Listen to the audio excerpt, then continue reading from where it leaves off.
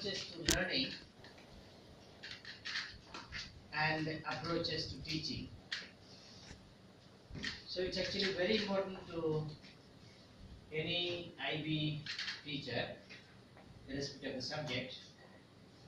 It's very much required to make our teaching learning very much successful. It is complete only when we incorporate these in our day-to-day teaching learning. Accordingly, there are 5 learning skills, ATL, and 6 approaches to teaching skills. In fact, these are in a way the methods that we adopt to make successful learning, successful teaching together. But the difference between methods and approaches can be modified, adjusted, whereas method, it is not the case. So that's why actually it is refined terminology in IB to call it approach. Okay, next. Next, please. Next. Right. These are actually, whatever we teach, it is based on inquiry based. Unlike the traditional method of teaching, inquiry based actually teaching, inquiry based learning actually is entirely different, following constructivist approach. What is constructivism, by the way? What is constructivism? It's not one way. It's just more students actually. It's student centered. More student centered. It is student centered. That is, what are we doing? If you remember the contribution of Jean Piaget, a cognitive psychologist, we had talked about that every living being has been endowed with something called schemas, which is nothing but built-in knowledge. And based on that knowledge, we keep on developing upon. It's not that we are giving something new. It is there, the basic requirement is there, upon which we are improving. We are not giving everything altogether new. That's what actually Jean Piaget he discovered. It's not invented, it's discovered. It is there, that he only found out. So that's where the cognition takes place. Cognitive development takes place. Okay. So accordingly, when it is inquiry based, the child, the learner is left to find out himself. Instead of we giving, let the child find out himself. If the child is on the right track, our job becomes easier. That's what we are supposed to. That's what we are not actually teachers anymore in modern terminology, in IB education in particular. We are facilitators. Just we are facilitating. So inquiry learning cycle has action, reflection, and sustained inquiry. That is action, inquiry, action, reflection. If you look at, if you remember the cycle it has, the child is supposed to inquire as to know what, why, and accordingly the child is expected to act, the learner. And after getting something done, then retroflection. The child is reflective. This is one of the learner profile. In fact, last learner profile that child is reflective too. Right? In fact, they are looking at something new, one more attribute that is called enthusiasm.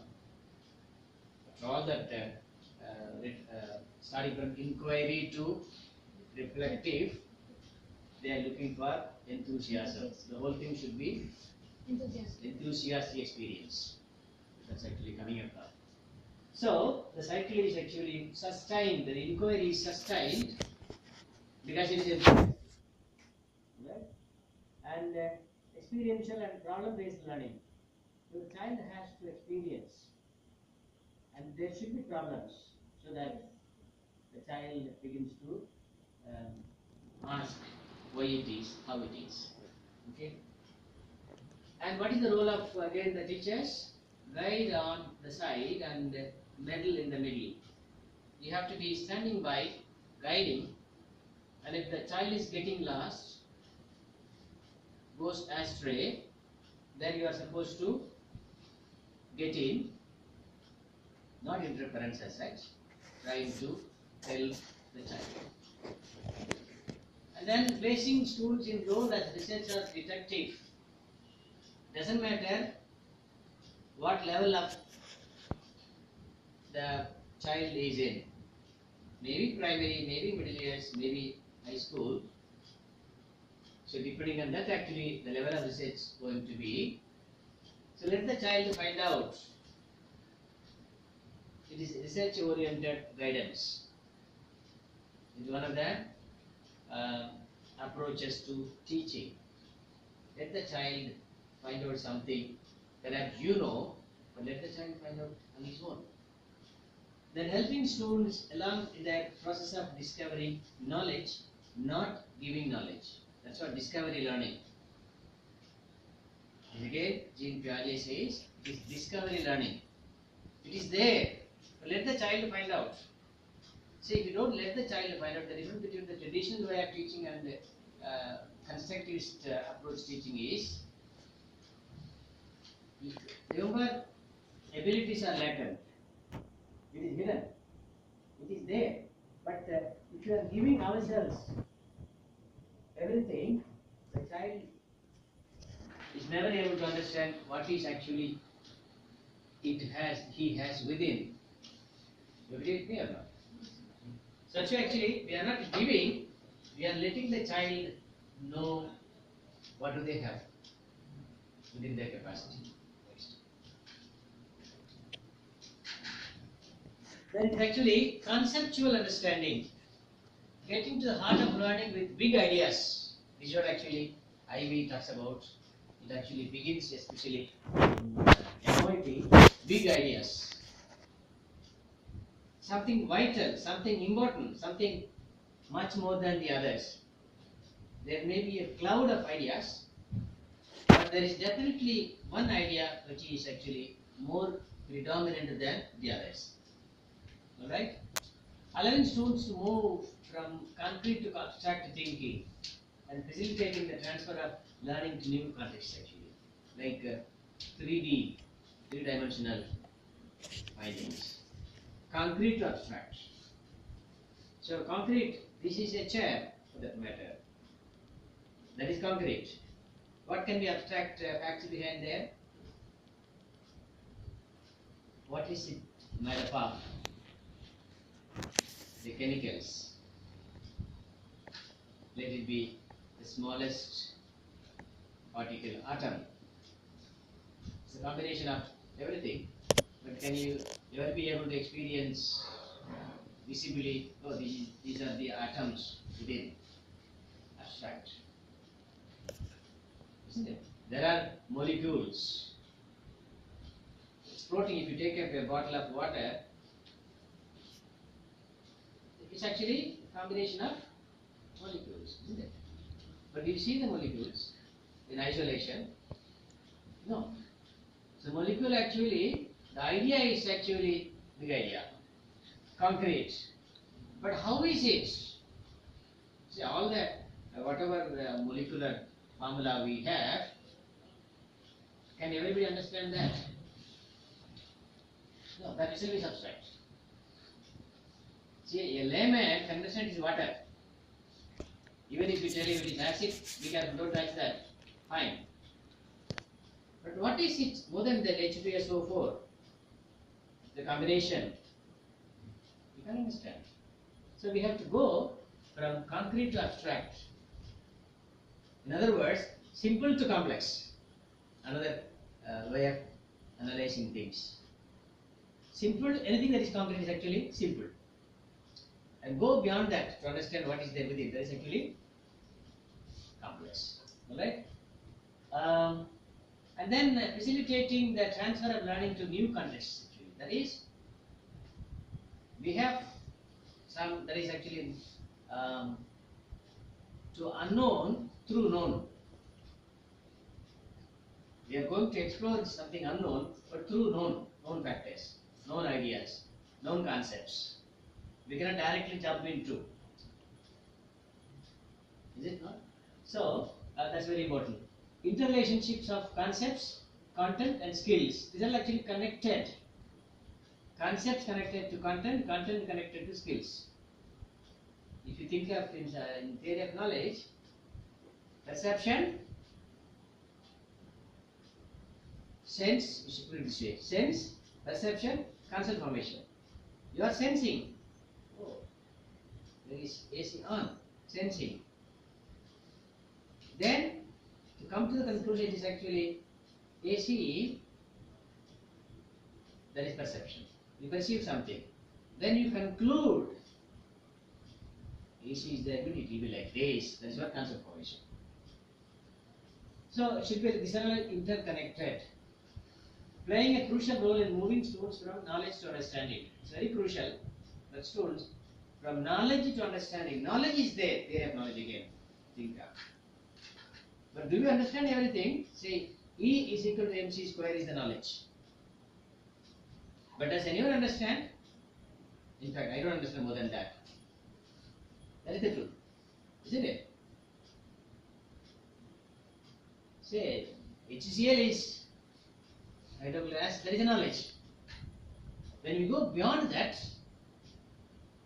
the uses of HCl, properties of HCl, and so on and so forth, that is, we go into, that's what cognition, that's what cognitive development. Okay, this are actually, we have to keep all this in mind when we teach next. Developed in local and global contexts, actually. That's what? Think locally, act locally. Isn't it? That's what? Local context, global context. If you take a sample from here, from this country, that should be applicable across the globe. So such a sample you have to think of. Not peculiar to only local, you don't get it elsewhere. Don't pick up such a sample. Environmental issues for that matter. What is common? Is common across the globe. Excessive use of or expulsion of emission of carbon monoxide found in Dhaka, Gulshan Avenue. Isn't it? What will be the consequences of that? Will be definitely same across Africa, Middle East, everywhere. You agree with me or not? It should be, that's what actually local and global context actually. Right? Next please. And there must be actually effective teamwork and collaboration. Always collaborative teaching, collaborative planning is always encouraged. So the teamwork is because the person alone cannot achieve the desired results. Okay, together is always better to get better, more effective results. Next please. Next please. Alright. Then informative assessment, formative and summative. So you will have to make clear what are the formative assessments, different strategies we use to have formative assessments, the tools we have.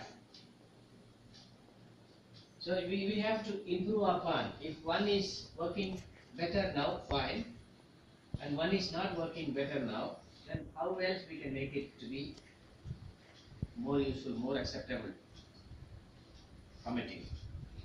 Even summative, they change periodically if it is not working across the globe.